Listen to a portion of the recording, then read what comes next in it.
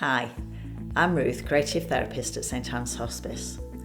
Today I'd like to show you how to use silk paints to create a lovely handmade greeting card. Most of the materials you will need are available from a company called Silk Craft, so maybe you could start there when sourcing your items. eBay and Amazon are also good places to get starter kits.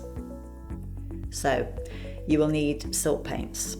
Remember, you can make any colour using the three primary colours of red, yellow and blue, and create different shades using white and black. So you could get away with buying just 5 colours. Silk paints are available from most art and craft suppliers such as Silk Craft and Fred Aldous.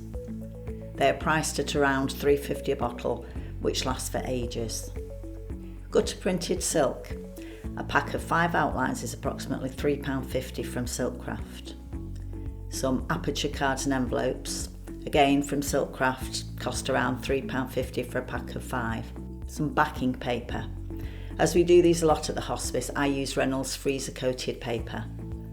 A roll costs around £6.50, or you can buy a pack of 20 backing sheets for about 50p from Silk Craft. Some double-sided tape, which costs around £1.50 to £2 a roll at Hobbycraft. Paintbrushes, thin and medium ones. These are often on offer at Hobbycraft or WH Smith. A water container and some water. Kitchen roll and an iron.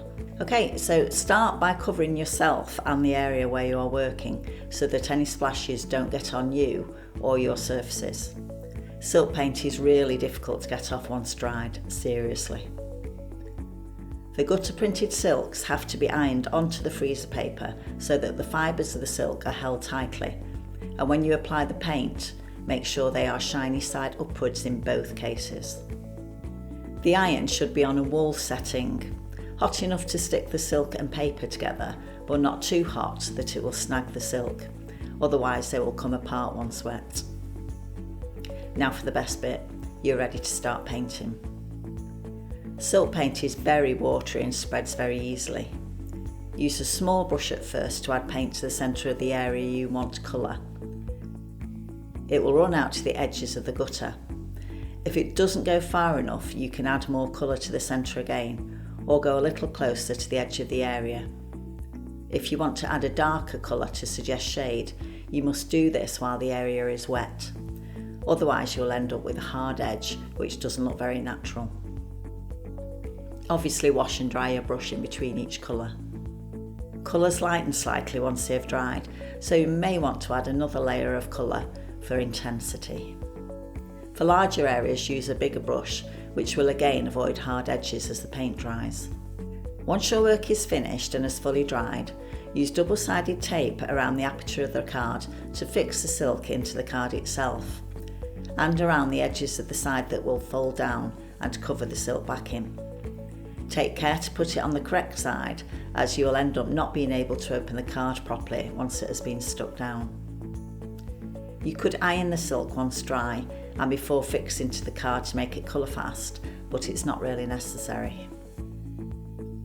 If you don't want to go to the expense of buying gutter printed silk, you can produce a unique silk card using salt granules.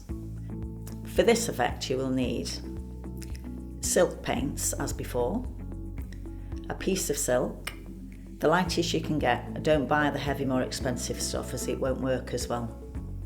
This is available by the half metre from most material and craft shops.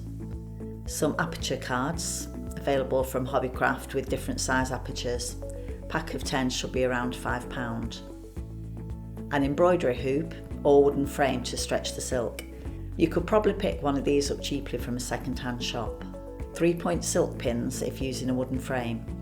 A pack of 100 for £5 available online. Some coarse sea salt. A spray bottle. A paintbrush. Some water and some scissors. First, you need to tightly stretch a piece of silk on an embroidery hoop or something similar. If you use a wooden frame, you will need silk pins to pin the silk to the frame, as they have little teeth that don't rip the fabric. Spray the silk lightly with water.